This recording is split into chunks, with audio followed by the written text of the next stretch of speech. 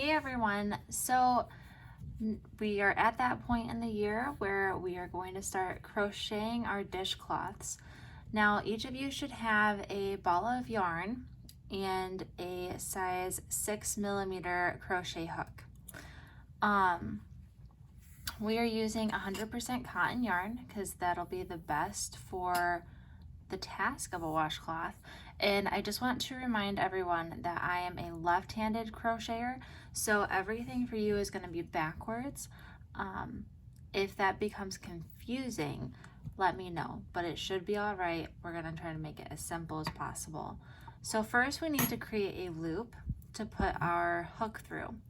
So what we're going to do is we're going to wrap the yarn around our fingers and pull from the back forward the yarn. So I'll do that again so you can see it. Making a slip knot. Okay. And then you see the thread on the back. I'm pulling it and just through the loop like that.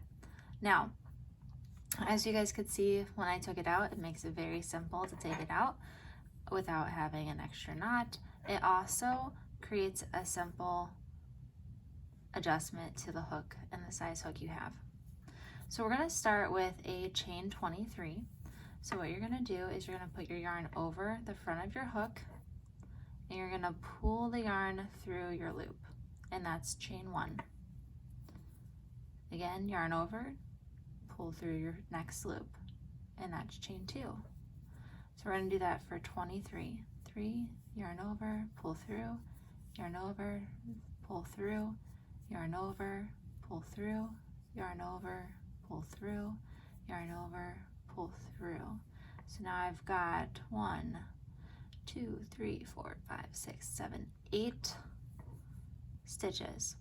Okay, and each one, when I look at my stitches, I kind of think of them as like the little bumps. So you count the stitches by the bumps. So 1, 2, 3, 4, 5, 6, 7, and 8. Kind of like a braid. If you ever braid, that's what it should resemble. Okay. Do not make your stitches too tight, but you also don't want them to be so loose that they're also falling apart on top of each other. Okay, so 8, 9, 10.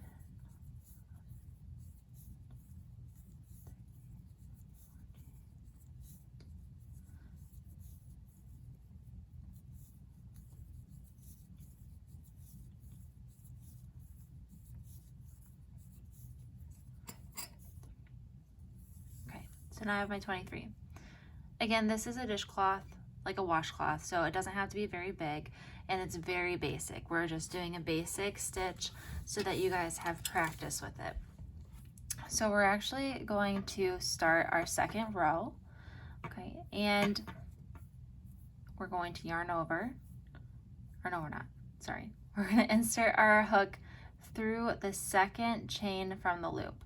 So we're not counting the loop that's on our hook, we're counting the loop next to it as 1, 2, okay? Then we're gonna yarn over, pull through, so you have 2 loops on your hook, yarn over again, and pull through 2.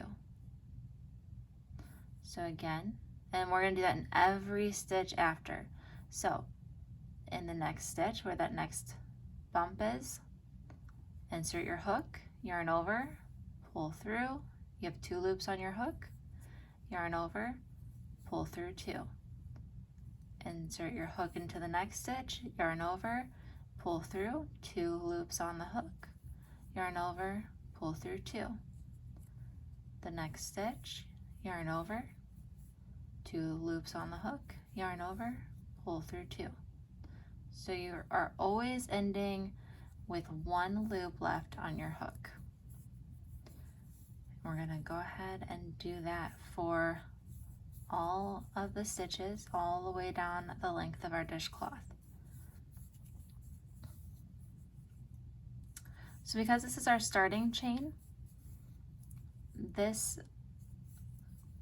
single crochet is what we're doing, and this is actually our first row. and we're going to repeat the same pattern for 20 rows. If you fold your washcloth diagonally, it should meet tip to tip in the corners and make a perfect triangle. So that's how you'll know if you have it even. Sometimes it's tricky, especially for beginners, to get their edges straight, so you want to be mindful of that as you're working. And we'll do one of the turns together. Maybe a couple.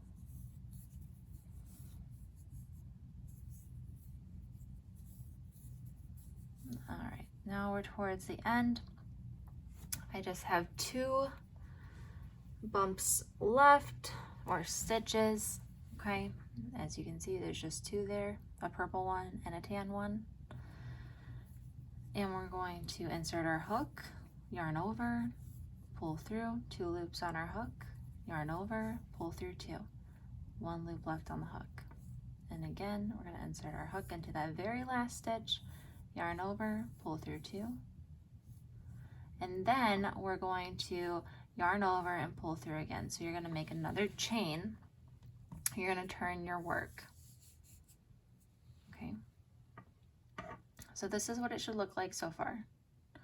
If it's curling, so you can see if I lay mine down, it's got a little bit of a wave. That's okay. That'll straighten out as I keep growing my washcloth. But if it's like really curly and it's like wavy up top, that means that when you did your first row to your chain length, you were too tight. So you're going to want to redo that. That way you don't get too far along and end up stuck in a place you don't want to be. If you don't redo it, what happens is it'll continue on like a ruffle, and then you'll end up with a piece that's like totally curved down and really like wavy, as opposed to what should look like a washcloth. It just won't work. So starting our second row, okay, we're not skipping that first one like we did when we started with our chain. So this time we're going to put it in that first one. So again, if you look from the top, it kind of looks like a braid. And we're going to go into that first one. So not the one where our yarn is currently through, the one after it. Okay, so we're going to insert our hook, pull through our loop, yarn over, pull through 2. And you're just going to do that all the way down. Insert the hook, yarn over, pull through, pull through, yarn over, pull through 2. Hook, yarn. I forgot to say it out loud. Okay. So insert your hook, yarn over, pull through, yarn over, pull through 2. Hook, yarn over. Okay. And again, we're just doing the same thing we did before, except just into that first chain.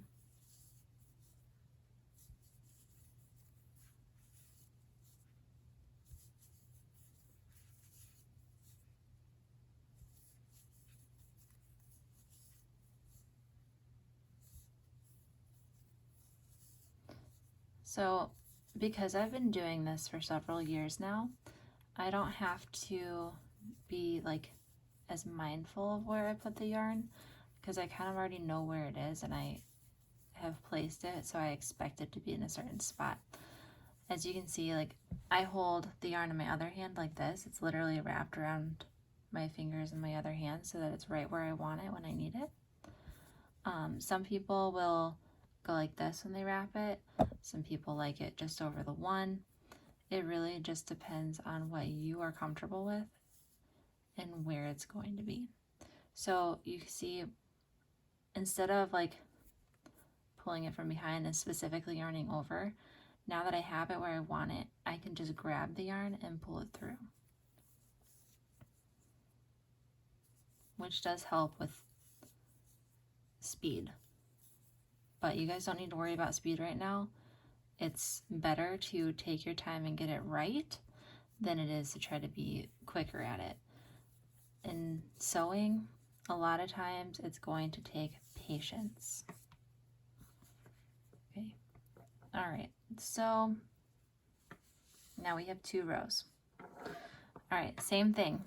I did the last one, and then I did my chain and I turned my fabric. So let me pull that one out again so you guys can see it.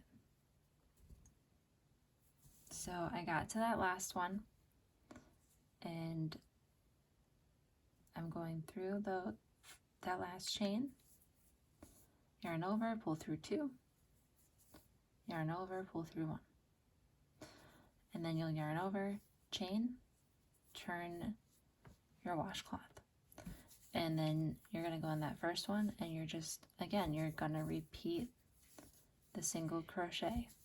This is probably the simplest washcloth you'll make. If you ever decide to make additional ones and do different stitches, this is the basic stitch.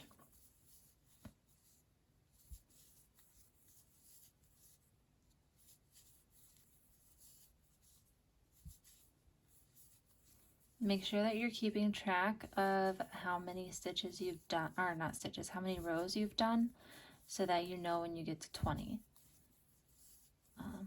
They do make like stitch markers so you can count that way, although you'd be using a lot of stitch markers to do it. I have a couple marker, like counting tools that I've used when I do larger projects, like making blankets, where I have to be like very careful with stitches, or hats when I have to do so many rounds. And it's just a little tool that you click the button and it counts for you, so you don't have to lose count of where you're at. But for us, because again, this is very basic, we're just starting out, just a tally mark on your notebook will work just fine, or on a spare piece of paper. When I was trying to figure out the size for you guys, my tally marks are on a Post-it note. Nothing crazy.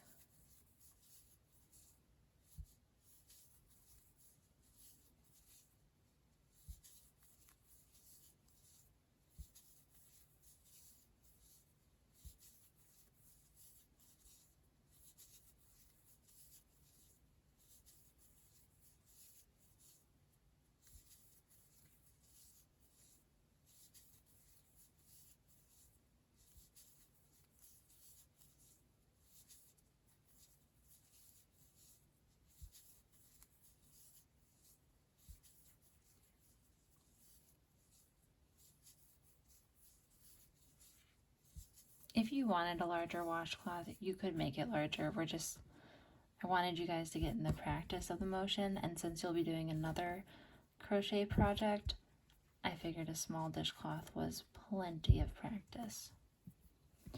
Okay, so again, I'm at the end of my row. Now I'm not going into this curve piece. I'm only going into that that one chain left right here, the one that looks like that braid. If you start going into the ones on the side of it where you've chained, then you're going to end up adding to it, and you're going to get like a trapezoid instead of a washcloth like you want your square. So again, I just did the same stitch, chain 1 and turn your cloth. Okay, so now if we fold it in half, you guys can kind of see how wide your washcloth's going to be. Again, it's not very big, but that's because we're focused on the practice and getting used to the motion of it, not complexity or quantity. Okay, so that's where I'm going to end this video for now. I will come back with another video for you guys when we get close to finishing.